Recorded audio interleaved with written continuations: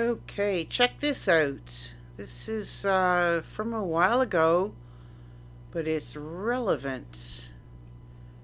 Do About, you have notes? Do you have notes? I'm speaking to you now about the content of those I'm conversations. asking you if you took notes. Is up. Appears as if you refer to that binder a lot. Would it, in its entirety, can you present it to the committee? These notes are for my own personal use. And you don't take notes as a former police officer of decades, you don't take detailed notes on your meetings? I've always been very careful in carrying any notes or paper with respect to matters of significant confidence. That was a wild scene last night. A lot of questions for Chrystia Freeland and Bill Blair, two ministers who were very critical members of the government when they invoked the controversial Emergencies Act, but they didn't give a lot of answers last night at the committee. That was the emergency preparedness minister testified to the joint committee alongside Chrystia Freeland, the Deputy Prime Minister, saying, we didn't even take notes on some key briefings as to why we need it, so we can't show you any notes. Look, the committee is studying the first ever use of the Emergencies Act, and they're trying to get some answers.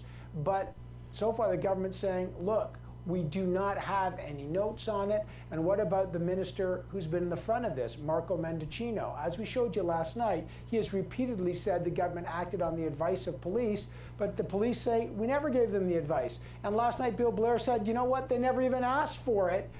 It's the government's call. Now Marco Mendicino is facing calls by the opposition to resign. Our special guest on the program today was on the committee last night, and he joins us today on our press gallery alongside reporters Stephanie Levitz with the Toronto Star's Ottawa Bureau and Zian Lum is a reporter with Politico. And again, our special guest is the ethics critic for the NDP, Matthew Green, who we just featured there. Great to have all of you here. Mr. Green, I want to start with you because there's calls for Marco Mendicino to resign because allegedly, according to the opposition, the Conservatives, he's misled Parliament. Do you believe that you who voted for the Emergencies Act were misled by Minister Mendicino or others who have said we've acted on the advice of police and police told us to invoke the act and so we did? Do you believe that you've been misled or Parliament's been misled? No, I mean, at this point, they're splitting hairs. It feels like a diversion from what I think is the Conservative Party's culpability in this, but it should be noted that the minister, and in fact all ministers who've been present at committee, have refused to be forthcoming with very basic information, and that is a significant and serious cause for alarm.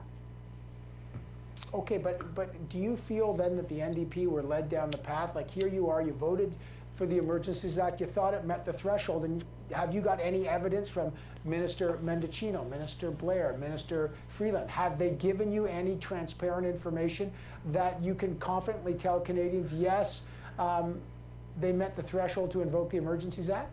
I mean, we confirmed the Emergencies Act after it was invoked, having witnessed and experienced, quite frankly, what thousands of people in Ottawa had experienced, and based on information that was made publicly available. I will say, though, that no, this government has not, I think, adequately pleaded its case to the Canadian public, regardless of what side of the issue you're on, with just the basic information. We had a finance minister who couldn't quote any specific economic impacts when even the city of Ottawa came forward with some numbers. It's quite concerning, quite frankly, given the seriousness of this, the historic nature of it, the special composition of the committee, that time and time again, witness after witness, they just refuse to provide even basic information.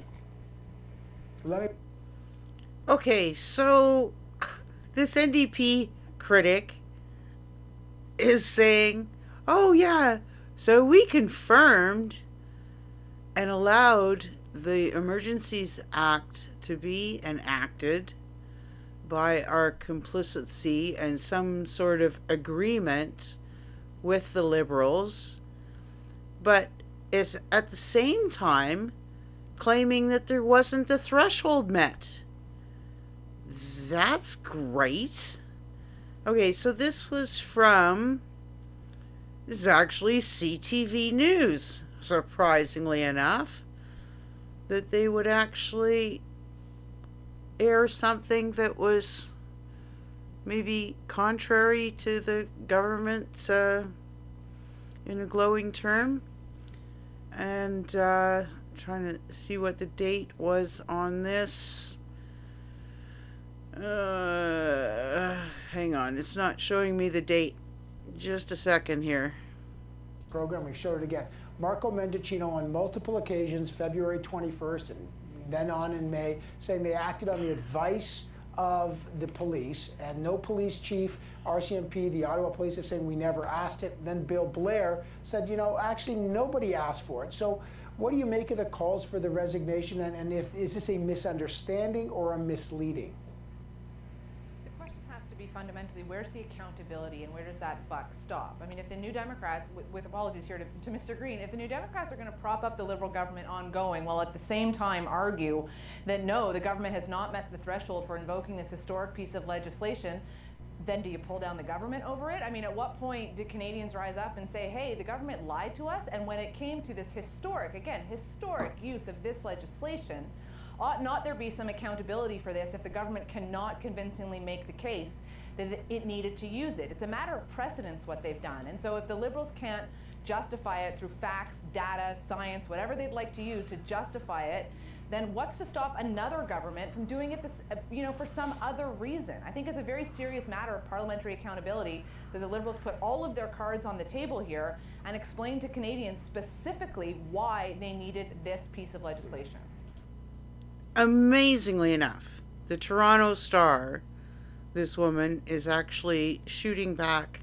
Okay, so the date of this was back 4 months ago. And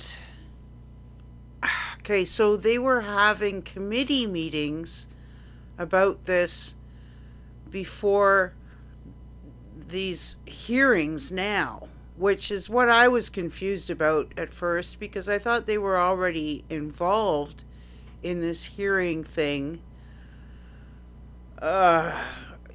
months ago when I heard about these committee meetings. So I don't know, I'm going to have to try and dig into the committee meetings, and I bet you there's a lot more juice in the committee hearings than there has been coming out in these hearings, because the way the hearings are conducted, it's just, I don't know, it's just all drawn out awfulness. I think there's way more juice in the committee hearings, even just by that few seconds clip there at the beginning about how Christia doesn't take notes in her meetings. Come on. That's bullshit. Somebody's taking notes in every meeting. And if they've put them through the shredder, that would be just typical, I guess. She's gonna try and save her bacon. So is all of those. And they've reserved themselves to be the last speakers, the last witnesses to be called in this hearing. And, if you participate in sports, it's always the advantage to be at the end, because you see what all the other competitors do ahead of you, and then you know exactly how much you need to punt or excel, right? So, okay, I'll cut it off there for this. This is just, that's that. Okay, thank you very much for being involved, and peace out.